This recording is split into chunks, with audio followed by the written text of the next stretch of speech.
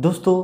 स्वागत है आपका एक नए अध्याय में। और आज हम जिस अध्याय की चर्चा करेंगे ये काफ़ी महत्वपूर्ण है। बदलते प्रतियोगी परीक्षाओं के परिप्रेक्ष्य में आज हमने ये लेसन आपके लिए तैयार किया है। हम सभी जानते हैं कि गत एक दशक के अंदर जिस प्रकार से यूपीएससी की परीक्षाओं में और आरपीएससी की परीक्षाओं में ह्यूमैनिटीज़ विषयों के अतिरिक्त, चाहे इंजीनियरिंग बैकग्राउंड हो या मेडिको हो या बिजनेस स्टडीज़ हो या फिर मैनेजमेंट स्टडीज़ हो, यहाँ जो छात्र होते हैं, जो स्टूडेंट्स होते हैं, जो एस्पिरेंट्स होते हैं, उन्होंने झंडे गाड़ दिए हैं, यानी उन्होंने बड़े पैमाने पर सफलता इस परीक्षा में हासिल की है।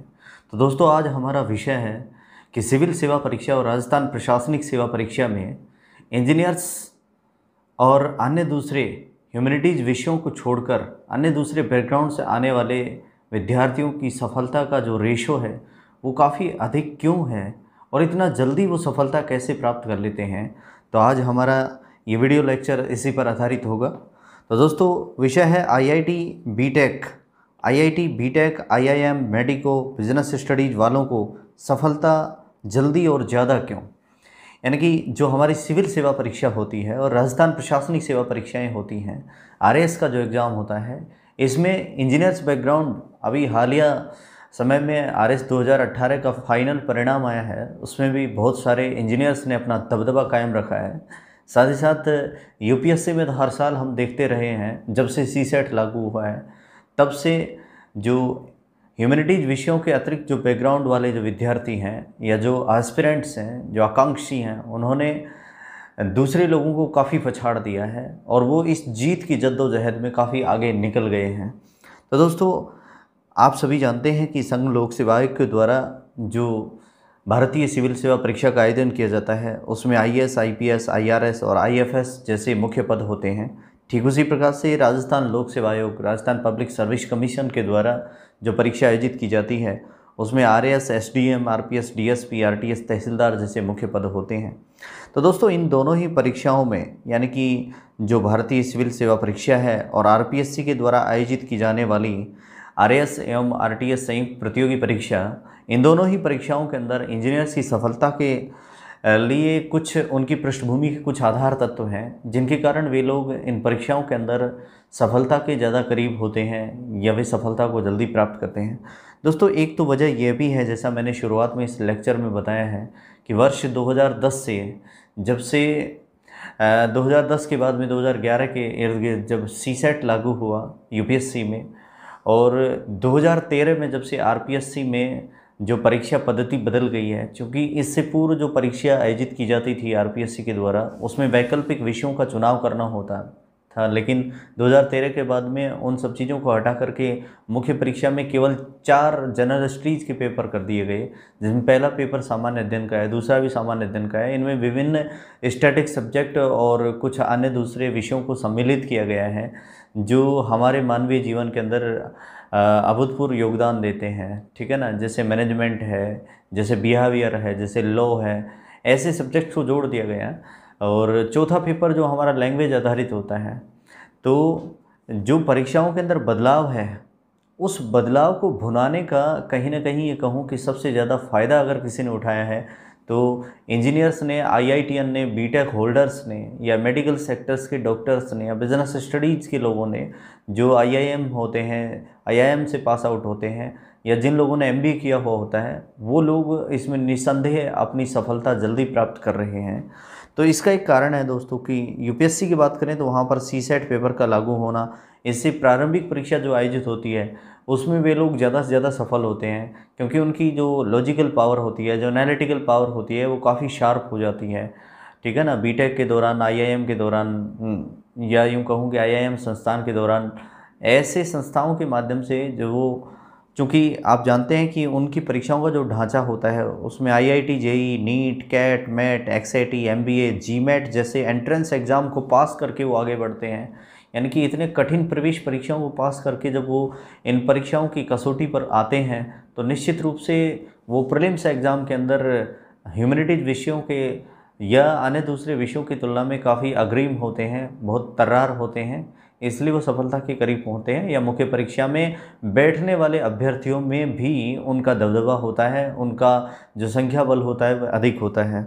इसके साथ ही ह्यूमैनिटीज़ से विषय चुनाव में उनको स्वतंत्रता होती है। साथ में क्या है कि चाहे किसी भी ह्यूमैनिटीज़ के बैकग्राउंड के अतिरिक्त किसी भी संकाय का कोई एस्पिरेंट है, कोई आकांक्षी है, लेकिन जब वो इस परीक्षा के अंदर उतरता है तो चूँकि यूपीएससी के माध्यम से वह किसी भी विषय का चुनाव कर सकता है, उसको आज़ादी होती है, इसलिए वह उस विषय पर अपनी पकड़ बना करके उसी विषय का चुनाव करता है जिसमें उसे सर्वाधिक रेशो के साथ में सर्वाधिक अंक प्राप्त करने की आज़ादी सी दिखाई देती है। तो दोस्तों ये बात तो हुई यूपीएससी की। इसके साथ साथ हम आरपीएससी को भी इसके साथ में कोरिलेट करना चाहेंगे कि आरपीएससी के द्वारा जो आरएस का एग्ज़ाम आयोजित किया जाता है दोस्तों, उस परीक्षा के अंदर प्रतिस्पर्धी प्रवेश परीक्षाओं का इन अभ्यर्थियों को अनुभव होता है। कोई आईआईटीएन है तो वह भी आरएस बन सकता है, वो बनता है, और कोई मेडिकल सेक्टर का कोई डॉक्टर है या कोई बिजनेस स्टडीज़ किया हुआ एमबीए या आईआईएम से कोई पास आउट है के साथ पास आउट है तो वह इन परीक्षाओं के अंदर सफलता प्राप्त कर सकता है, क्योंकि इसके अंदर आप सभी जानते हैं कि केवल बैचलर डिग्री अनिवार्य होती है। तो उन लोगों को इन जब इतनी सारी कठिन परीक्षाओं को पास कर लेते हैं, उनको पास करके जब अपनी डिग्री स्नातक की प्राप्त करते हैं तो जाहिर सी बात है कि वो इन परीक्षाओं के अंदर बड़े सहज मालूम होते हैं, उनको कोई परेशानी का सामना नहीं करना होता है, या यूँ कहूँ कि वो ज़्यादा इसके प्रति आसक्त नहीं होते हैं, वो बड़ी आसानी से अपने लक्ष्य की तरफ अग्रसर रहते हैं। नेक्स्ट है मानविकी विषयों के साथ तकनीकी विषयों का समावेश। दोस्तों हम जानते ही हैं, चाहे यूपीएससी के द्वारा आयोजित की जाने वाली सिविल सेवा परीक्षा हो या फिर आरपीएससी के द्वारा आयोजित किए जाने वाली आरएस या आरटीएस का एग्ज़ाम हो, इन दोनों ही प्रतियोगी परीक्षाओं के अंदर वे जो अन्य बैकग्राउंड वाले जो लोग होते हैं, या यूँ मूल रूप से मैं फोकस करूँ इंजीनियर्स को, जो इंजीनियर्स होते हैं उनको मानविकी विषयों के साथ तकनीकी का समावेश करने का बड़ा आसान से हुनर आता है, क्योंकि वो लोग तकनीकी से काफ़ी यूँ कहूँ कि बहुत एक्विंटेंट होते हैं, चिर परिचित होते हैं, इसलिए वो जब मानविकी विषयों का अध्ययन करते हैं इन परीक्षाओं को देते समय तो वो उन विषयों का समावेश इनके साथ आसानी से कर पाते हैं। यानी कि वो तकनीकी का इस्तेमाल करते हुए बहुत बेहतर तरीके से प्रत्येक विषय के संबंधित कठिन सवालों का, या यूँ कहूँ कि उसकी विषय वस्तु को समझने में कामयाब होते हैं। नेक्स्ट है इंजीनियरिंग सेक्टर में रोजगारों की स्थूलता। और दूसरा कारण यह भी है कि जो इंजीनियर बैकग्राउंड के जो एस्पिरेंट होते हैं जब भी सिविल सेवा परीक्षा में आते हैं तो उनका एक आधार यह भी बनता है आने का कि उन लोगों के पास इंजीनियरिंग के क्षेत्र के अंदर जो रोज़गार होते हैं वो काफ़ी स्थूल होते हैं, काफ़ी कठोरता से उन्हें पालन करना पड़ता है, या यूँ कहूँ कि बहुत कठोर तरीके से उन्हें इन रोज़गारों की इंजीनियरिंग के सेक्टर में प्राप्ति हो पाती है। बहुत सहज रूप से वे उन परीक्षाओं में पास नहीं हो पाते हैं, या यूँ कहूँ कि बहुत सहज रूप से वे इंजीनियरिंग क्षेत्र में मिलने वाले रोज़गारों के करीब नहीं होते हैं, या वे उनके साथ अपना सामंजस्य नहीं बिठा पाते हैं। तो दोस्तों ये कुछ आधार हैं यूपीएससी और आरपीएससी में इंजीनियर्स लोगों के लिए आसान राह बनाने की। इसके बाद में दोस्तों एक ख़ास बात यह है हमारे नेक्स्ट टॉपिक के साथ कि सिविल सेवा परीक्षा और आरएस की तरफ उनका रुख क्यों होता है। आखिरकार सवाल ये उठता है कि वे सिविल सेवा परीक्षा या आरएस की तरफ अपना रुख क्यों अख्तियार करते हैं, क्या वजह है कि वे आरएस जैसे एग्ज़ाम की तरफ ज़्यादा आकर्षित होते हैं। तो दोस्तों एक तो इंजीनियरिंग का बहुत बड़ा क्षेत्र है। आप सभी जानते हैं कि सन 2005 के बाद जिस तरीके से इंजीनियरिंग के सेक्टर के अंदर बेरोजगार ग्रेजुएट्स की जो तादाद है वो बढ़ रही है, उसका कारण है कि बहुत बड़ी मात्रा में हमारे यहाँ पर ऐसे शैक्षणिक संस्थानों की बयार सी बहने लगी है, जिससे कि वहाँ पर चूँकि ज़्यादा संस्थान होंगे तो ज़्यादा सीटें होंगी, ठीक है ना। इसका मतलब ये नहीं है कि ह्यूमैनिटीज़ की तुलना में उनकी संख्या ज़्यादा है, लेकिन मेरा कहने का तात्पर्य ये है कि जो इंजीनियरिंग का जितना बड़ा सेक्टर एजुकेशन में है, कहीं ना कहीं उसकी तुलना में रोज़गार का जो इंजीनियरिंग का सेक्टर है वो छोटा है। पहली बात तो ये है, और दूसरी बात यह है इसलिए वहाँ रोज़गारों की कमी होती है, और दूसरी बात यह है कि इन लोगों के लिए रोज़गार कौशलों की कमी दिखाई देती है। यानी कि जो इनका जो हुनर होता है तकनीकी विशेष के क्षेत्र में, जैसे किसी अभ्यर्थी ने मैकेनिकल इंजीनियरिंग में स्नातक की डिग्री प्राप्त की है, लेकिन मैकेनिकल इंजीनियरिंग का दायरा कितना बड़ा है, उससे संबंधित कितने ऐसे संस्थान हैं जहां पर उसे जॉब मिल सकती है। तो कुल मिला के ये कहूँ कि जो रोज़गारों की जो कमी है विशेष सेक्टर में, ठीक है ना, जैसे कहूँ कि कोई मैकेनिकल बैकग्राउंड का अभ्यर्थी है, अगर वो तैयारी करके रोज़गार प्राप्त करता है तो ऐसी स्थिति में हम जानते हैं कि मैकेनिकल बैकग्राउंड में बहुत कम रोज़गार हैं, और अगर रोज़गार हैं भी तो वहाँ पे उनको काफ़ी कठोर अनुभवों के साथ आगे बढ़ना होता है, इसलिए वे इस क्षेत्र को त्याग देते हैं। और जाहिर सी बात है फिर उनके पास में प्लान बी के रूप में बचता है सिविल सेवा परीक्षाएं या राज्य सिविल सेवा परीक्षाएं, जहां पर वे तैयारी करने के लिए आगे बढ़ते हैं। तकनीकी में असामयिक परिवर्तन दूसरा कारण यह भी है कि ऐसा नहीं है कि इंजीनियरिंग का जो क्षेत्र है वो काफ़ी उबाऊ है, या यूं कहूं कि इंजीनियरिंग के क्षेत्र के अंदर किसी प्रकार से उनके पास में जोश या यूं कहूं कि पैसे की या प्रेस्टाइज की कमी है, ऐसा नहीं है। बल्कि मैं ये कहना चाहूँगा कि जो तकनीकी का जो इस्तेमाल हमारे द्वारा किया जा रहा है आजकल, ठीक है ना, उसमें नवाचार होते रहते हैं, दिन ब दिन नई से नई तकनीक आती है, इसलिए एक कंडीशन से एक सरकमस्टांस से दूसरी सरकमस्टांस में जाना और फिर वहाँ जाकर नई तकनीक का इस्तेमाल करना, उसके साथ में रूबरू होना उन लोगों के लिए बहुत आसान नहीं होता है। यानी कि वो काफ़ी दुरूह परिस्थितियों के अंदर इन सब चीज़ों का सामना करते हैं। लेकिन जब नित नई तकनीक आती रहती हैं तो मजबूर होकर उन्हें उस क्षेत्र को त्यागना होता है, और ऐसे में वो सिविल सेवा या राजस्थान प्रशासनिक सेवा जैसी परीक्षाओं की तरफ अपना रुख अख्तियार करते हैं। नेक्स्ट है स्थायी व सम्मानजनक रोजगार क्षेत्र का अभाव। इसके अलावा यह भी है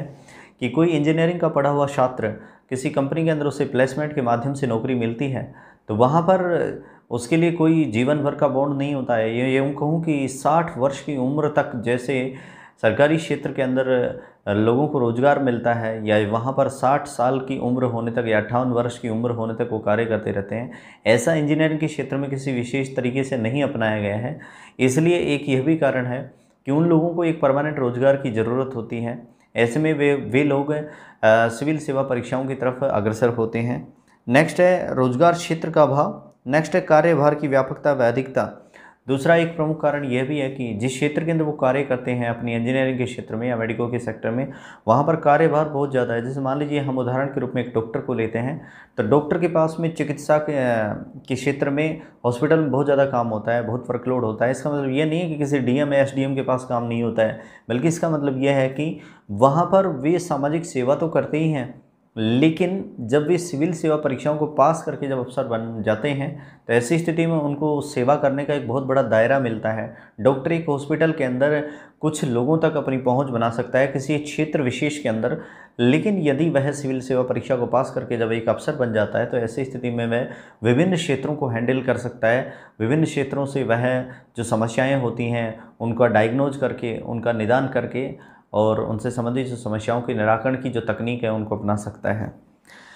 तो दोस्तों ये था कि इंजीनियरिंग क्षेत्र के लोग या अन्य दूसरे ह्यूमैनिटीज़ विषयों के क्षेत्र के अलावा जो लोग होते हैं, जो एस्पिरेंट होते हैं, क्यों वे सिविल सेवा परीक्षा की तरफ या स्टेट पीसीएस की तरफ या आरएस जैसे एग्ज़ाम की तरफ अग्रसर होते हैं या उनकी तरफ आगे बढ़ते हैं। नेक्स्ट है अब इन लोगों को सफलता ज़्यादा क्यों मिलती है, कि जो इंजीनियर्स होते हैं इनको सफलता मिलने का क्या कारण है, आखिरकार इनको सफलता मिलती क्यों है। तो दोस्तों इंजीनियरिंग के क्षेत्र में हम सभी जानते हैं कि 4 वर्ष की अवधि के दौरान इन लोगों को तकरीबन 50 विषयों का अध्ययन करना होता है, और 50 विषयों का अध्ययन करना अपने आप में सुनने में बहुत बड़ा लगता है। तो दोस्तों 50 विषय और 50 तरीके की तकनीक उनके सामने नित्य नई आती रहती हैं। इस पढ़ाई के दौरान इन न केवल वे 50 विषयों का अध्ययन करते हैं, बल्कि वे सेमेस्टर वाइज आगे बढ़ते रहते हैं। विभिन्न असाइनमेंट्स उनको समय समय पर बनाने पड़ते हैं। मिड टर्म का उन्हें सामना करना पड़ता है, जहाँ लघुकालीन जो उनके टेस्ट होते हैं। इसके अलावा वाइवा, ग्रुप डिस्कशन, प्रोजेक्ट्स, हर सेमेस्टर में नए नए विषयों का समावेश उनके सामने होता है। नवीन रूप में उनकी कक्षाएं चलती रहती हैं। इस कारण से जो इंजीनियर्स होते हैं वे अपने खुद की स्नातक की डिग्री के दौरान इतने सारे माइंड से हार्ड हो जाते हैं, माइंड से वो इतने ज़्यादा मैच्योर हो जाते हैं कि फिर उनके सामने कोई बड़े से बड़ा लक्ष्य होता है वह भी बहुत छोटा दिखाई देता है, और वो मेहनत के प्रति काफ़ी आतुर हो जाते हैं। दोस्तों इन सब चीज़ों का परिणाम ये होता है, इतनी सारी कठिन मेहनत का, कि इन लोगों का माइंड बहुत शार्प हो जाता है। इनके जो कंसेप्ट्स होते हैं वो काफ़ी क्लियर हो जाते हैं। इसके अलावा इनको रीडिंग हैबिट्स हो जाती हैं। क्या हो जाती हैं? रीडिंग हैबिट्स हो जाती हैं, यानी कि पठन पाठन की जो हैबिट है उनको बहुत ज़्यादा हो जाती हैं। वो लंबे समय तक कार्य करने के लिए तैयार रहते हैं। इसके अलावा प्रेशर बियरिंग सिचुएशन, वे किसी भी स्थिति के अंदर प्रेशर को सहन करने की अपने आप में एक यूँ कहूँ कि तकनीक का या एक ऐसे प्रत्यय का विकास कर लेते हैं, जिससे कि वो किसी भी स्थिति के अंदर दबाव झेलने के लिए तैयार रहते हैं। नेक्स्ट है अध्ययन कौशलों में परिवर्तन और दक्षता। साथ ही साथ वे अपने अध्ययन के दौरान जिन जिन विषयों को पढ़ते हैं तो इन दौरान जो स्टडी जो स्किल्स होती हैं उनकी वो काफ़ी मजबूत हो जाती हैं, वो काफ़ी सशक्त हो जाती हैं। इसके साथ साथ उनकी जो कंसेप्ट्स होती हैं वो काफ़ी स्पष्ट हो जाती हैं, स्पष्ट अवधारणाएं हो जाती हैं। वो किसी भी चीज़ के ऊपर अपना जो रवैया होता है, अपना मत होता है, वह खुलकर रखते हैं, ठीक है ना। उसमें उनको कोई झिझक या संकोच नहीं होती है, ये भी उनका एक कारण है। और इंजीनियरिंग, मेडिकल या इस प्रकार के सेक्टर से सिविल सेवा परीक्षा या राजस्थान प्रशासनिक सेवा जैसी परीक्षाओं में आने वाले, अफसर बनने वाले जो अभ्यर्थी होते हैं, उन क्षेत्रों से आने वाले उन लोगों की जो कंसेप्ट होती हैं, चूँकि उन्होंने अपने अध्ययन के दौरान इसी प्रकार की कंसेप्ट्स को पढ़ा है, इसलिए जो उनकी कंसेप्ट होती हैं बहुत आला दर्जे की होती हैं, बहुत क्लियर होती हैं और बहुत शार्प होती हैं। इसके अलावा लक्ष्य की चाह अधिकतम होती है। ये लोग अपने लक्ष्य के प्रति काफ़ी समर्पित होते हैं, अपने लक्ष्य को पाने के लिए दिन रात मेहनत करते हैं, कड़ी मेहनत करने के लिए तैयार रहते हैं।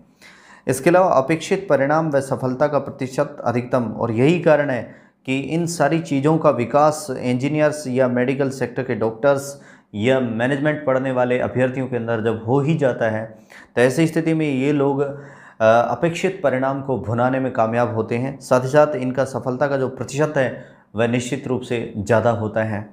इसके अलावा भी इनकी सफलता के कुछ अन्य कारण हैं प्रिय विद्यार्थियों, वो ये हैं कि इंजीनियरिंग के बाद कंपनी फर्म में कार्य बोझ वरिष्ठ लोगों का प्रभाव होता है। यानी कि ये लोग जब इंजीनियरिंग करने के बाद में जब किसी कंपनी अथवा किसी संस्था के अंदर कार्य करने लग जाते हैं, जब इनको रोज़गार मिल जाता है, जॉब लग जाती है इनकी, तो वहाँ पर ये जिस कंपनी या संस्था में काम करते हैं वहाँ पर इनके पास वर्कलोड बहुत ज़्यादा होता है। इसलिए इनका जो कार्य करने की जो क्षमता होती है वह काफ़ी मजबूत हो जाती है। साथ ही साथ वे उन कंपनी अथवा उन जॉब्स को छोड़ करके सिविल सेवा परीक्षा की तैयारियों में जुट जाते हैं। और यह भी एक कारण बनता है कि जब वो ऐसी परीक्षाओं के अंदर जुटने के लिए तैयार होते हैं तो वे हर परिस्थिति के अंदर कार्य करने से यूँ कहूँ कि आदी हो जाते हैं, उसके लिए तैयार हो जाते हैं, ठीक है ना। दूसरा, वरिष्ठ लोगों का प्रभाव। जिस कंपनी अथवा संस्था के अंदर वे अपनी डिग्री के बाद में प्लेसमेंट के माध्यम से कार्य करते हैं तो वहाँ पर उनके जो वरिष्ठ लोग होते हैं वे उनके ऊपर काफ़ी वर्कलोड छोड़ते हैं। साथ ही साथ उन पर दबाव होता है, उनके ऊपर प्रेशर, ग्रुप टाइप प्रेशर बनाया जाता है। ऐसी स्थिति में वे उन चीज़ों को झेल नहीं पाते हैं, ठीक है ना। नहीं पाने का मतलब है वे लोग यह समझते हैं कि इतना सारा काम हम इस कंपनी में करते हैं और जिसकी कोई सोशल रेपुटेशन नहीं है, ठीक है ना, जिसके साथ में समाज में उनका कोई स्थान नहीं है, इसलिए वे क्षेत्र को त्याग देते हैं और फिर वे अधिकारी बनने के लिए अपना रास्ता भारतीय प्रशासनिक सेवा परीक्षाएं अथवा राजस्थान प्रशासनिक सेवा परीक्षाएं जैसी परीक्षाओं की ओर रुख अपना मोड़ लेते हैं। कार्यशील घंटों की अधिकता दूसरा कारण यह भी उनकी सफलता का होता है कि ये लोग अपने खुद के मूल विभाग के अंदर या यूँ कहूँ कि मूल अध्ययन के अंदर, इंजीनियरिंग जैसे क्षेत्रों के अंदर जब ये अध्ययन करते रहते हैं तो इस दौरान इनके कार्य करने के जो घंटे होते हैं वो काफ़ी ज़्यादा होते हैं। क्या होते हैं? बहुत ज़्यादा होते हैं। तो ऐसी स्थिति में ये उन कार्यशील घंटों का प्रयोग सिविल सेवा परीक्षा के अंदर अध्ययन, सिविल सेवा परीक्षा अथवा राजस्थान प्रशासनिक सेवा परीक्षाओं की तैयारी के अध्ययन के दौरान लगा देते हैं, या इसका फ़ायदा वे इस अध्ययन के साथ साथ सफलता प्राप्त करने में भी करते हैं। नेक्स्ट है विभिन्न प्रतिस्पर्धाओं का अनुभव। जैसा मैंने शुरुआत में बताया था कि ये लोग जो होते हैं इनको विभिन्न कड़ी प्रतिस्पर्धाओं का, प्रवेश परीक्षाओं का अनुभव होता है। ऐसे में वे उस अनुभव का प्रयोग इस परीक्षा अथवा इस सेवा के अंदर करते हैं। नेक्स्ट है लॉजिकल, रेशनल और एनालिटिकल क्षमता की अधिकता। इन लोगों के अंदर जो लॉजिकल, तार्किक क्षमता होती है वह काफ़ी मजबूत होती है। रेशनल, ये बड़े विवेकशील होते हैं, हर चीज़ को, उसकी अच्छाइयों और बुराइयों को, गलत और सही को पहचान कर आगे बढ़ने की क्षमता रखते हैं। एनालिटिकल, इनमें विश्लेषण क्षमता जो होती है वह काफ़ी मजबूत होती है। ये हर चीज़ को एनालाइज करते हैं और एनालाइज करने के बाद में जो इनका आंसर राइटिंग होता है, उस आंसर राइटिंग में मुख्य परीक्षा में, चाहे वह भारतीय सिविल सेवा परीक्षा की हो, चाहे वह राजस्थान सिविल सेवा परीक्षा की हो या उत्तर प्रदेश सिविल सेवा परीक्षा की हो, उसकी मुख्य परीक्षा के दौरान वे अपनी लॉजिकल, रेशनल और एनालिटिकल पावर का बहुत अच्छे से प्रयोग कर पाते हैं। तो यह भी उनकी एक सफलता का कारण है कि जब वे मुख्य परीक्षा में इन सारी चीज़ों की, इन सभी स्किल्स का प्रयोग कर लेते हैं तो उनको सफलता जल्दी मिलती है। उनका सफलता का जो रेशो होता है वो अधिक होता है। सफलता के अंदर उनका जो प्रतिशत होता है उसके साथ साथ में सफलता में उनकी रैंक होती है वो ऊंची होती है। नेक्स्ट है कि इन लोगों की सफलता की यात्रा में प्रेरक तत्व, इंजीनियर्स, डॉक्टर्स, जो मैनेजमेंट स्टडीज़ वाले होते हैं, इन लोगों की सफलता के अंदर कुछ प्रेरक तत्व भी कार्य करते हैं दोस्तों, और वो प्रेरक तत्व होते हैं इनकी तैयारी का आधार। जैसे मैंने आपको बताया है कि इनके पढ़ने का तरीका, एक तो इनकी जो कार्य अवधि होती है वह दीर्घकालीन होती है, बहुत लंबे समय तक ये पढ़ने में सक्षम होते हैं, या यूँ कहूँ कि इनके अंदर एक ऐसी कैपेसिटी होती है जिससे लंबे समय तक पढ़ने के आदी हो जाते हैं। दूसरा यह है कि ये विषम परिस्थितियों में जीना सीखते हैं, यानी कि ये बहुत कठोर परिस्थितियों के अंदर जीना सीखते हैं। इसका मतलब यह नहीं है कि ह्यूमैनिटीज़ वाले नहीं जीते हैं, मेरा मतलब यह है कि जो इंजीनियर्स या डॉक्टर्स होते हैं वो बहुत कठिन परिस्थितियों में कार्य करते हैं, यानी उनको बहुत सारे viva, group discussion, mid term, sessional, ऐसी चीज़ें, प्रोजेक्ट्स बनाना, ये बहुत सारे काम करने होते हैं। तो इसलिए क्या होता है कि ये लोग उन कठिन काम को करने के और लंबे समय तक काम को करने के आदी हो जाते हैं। तो इनसे क्या होता है, इनको समय समय पर प्रेरणा मिलती रहती है कि जो कहते हैं ना कि जो जितना पढ़ेगा वो उतना बढ़ेगा, इसलिए इतना ज़्यादा पढ़ते हैं कि इसके दम पर इनकी सफलता का जो अग्रिम पंक्ति है वो आगे होती है, यूँ कहूँ कि इनको सफलता ज़्यादा मिलती है। नेक्स्ट है प्रतिस्पर्धा का अनुभव, इनको विभिन्न प्रतिस्पर्धाओं का अनुभव होता है। नेक्स्ट है लक्ष्य भेदी मानसिकता, ये बहुत महत्वपूर्ण टॉपिक है कि ये जो लोग जो ह्यूमैनिटीज़ के अलावा जो सिविल सेवा परीक्षाओं के अंदर तैयारी करके आते हैं और अफसर ज़्यादा से ज़्यादा बन रहे हैं, इसका कारण ये भी है कि ये लोग क्या होता है कि अपने लक्ष्य को भेदने की मानसिकता के साथ कार्य करते हैं, यानी कि इनकी जो मेंटेलिटी होती है वो इस प्रकार की होती है कि ये निरंतर रूप से अपने लक्ष्य के प्रति समर्पित होते हैं, उसके साथ पूर्ण निष्ठा, समर्पण, त्याग और धैर्य के साथ में जुटे रहते हैं। ये गाहे बगाए इधर उधर की बातों का ध्यान नहीं देते हैं, ठीक है ना। इनका सिर्फ टारगेट होता है कि वे किसी भी प्रकार से इस एग्ज़ाम को पास करेंगे, और इसको पास करने के लिए उनके पास में सबसे बड़ी जो दौलत होती है वह होती है विभिन्न प्रवेश परीक्षाओं के माध्यम से आगे बढ़ते रहना। और विभिन्न प्रवेश परीक्षाओं में जैसा मैंने आपको बता दिया है कि ये लोग नीट और IIT, IIM जैसे प्रवेश एंट्रेंस एग्ज़ाम होते हैं उनको पास करके यहाँ आते हैं। तो ये इनकी सफलता की जो यात्रा है उसमें इनके मोटिवेशनल फैक्टर्स हैं जो निरंतर कार्य करते हैं, जो इनको बेहतर तरीके से कार्य करने के लिए प्रेरित करते हैं, अपने लक्ष्य को पाने के लिए निरंतर इनको प्रेरित करते हैं। नेक्स्ट है दोस्तों इनकी सफलता के रहस्य, सीक्रेट्स ऑफ दियर सक्सेस। तो इंजीनियर्स, डॉक्टर्स और जो प्रबंधक होते हैं, जो मैनेजमेंट स्टडीज़ को पढ़ने वाले होते हैं, इनकी सफलता के रहस्य में ये जिस तरीके से तैयारी की शुरुआत करते हैं, सबसे पहले ये अपने लक्ष्य बनाने के लिए शुरुआत करते हैं, फिर ये उसके बारे में लगातार सोचते रहते हैं। इसके बाद में सोचने के साथ में उसको एनालाइज करते हैं, what is the merits and demerits of that coach, कि उस जिस काम को हम करने वाले हैं उसके गुण और दोष क्या क्या हैं, इनकी पहचान करते हैं। इसके बाद में एक बेहतर योजना का क्रियान्वयन करते हैं, फिर कोशिश करते हैं, फिर ये उस काम को करते हैं, और फिर बार बार उस काम को करते हैं, और फिर लगातार उस काम के साथ में ये जुड़े रहते हैं। यही कारण है कि जो ह्यूमैनिटीज़ के अलावा जो क्षेत्र हैं जिनके अंदर जो विद्यार्थी काम करते हैं, जो अभ्यर्थी काम करते हैं, जो एस्पिरेंट्स काम करते हैं, वे सफलता ज़्यादा से ज़्यादा प्राप्त कर पाते हैं। तो दोस्तों कुल मिला के अंत में यह कहना चाहूँगा कि वर्तमान दौर में या हालिया दिनों में जिस प्रकार से हालिया वर्षों में UPSC और RPSC, RAS या UPPCS के जो रुझान आते हैं, उन रुझानों के अंदर IITian डॉक्टर्स, मैनेजमेंट स्टडीज़ वाले काफ़ी सफलता प्राप्त कर रहे हैं। उसका एक कारण है कि वे लोग सबसे पहले तो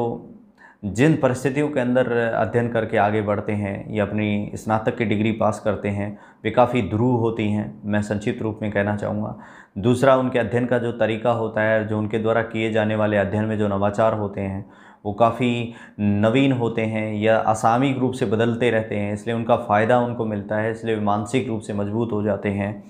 नेक्स्ट यह है कि वे जिस कार्य को करते हैं उसके प्रति पूर्ण समर्पण और निष्ठा के साथ में लगे रहते हैं, यानी कि उनकी लक्ष्य भेदी मानसिकता होती है, उनकी जो मेंटेलिटी होती है वो हमेशा लक्ष्य को प्राप्त करने की होती है। और यही कारण है कि वे लोग राजस्थान प्रशासनिक सेवा परीक्षा, भारतीय प्रशासनिक सेवा परीक्षा या अन्य दूसरे स्टेट्स की स्टेट PCS एग्ज़ाम्स के अंदर ज़्यादा सफलता प्राप्त कर पाते हैं। Thank you.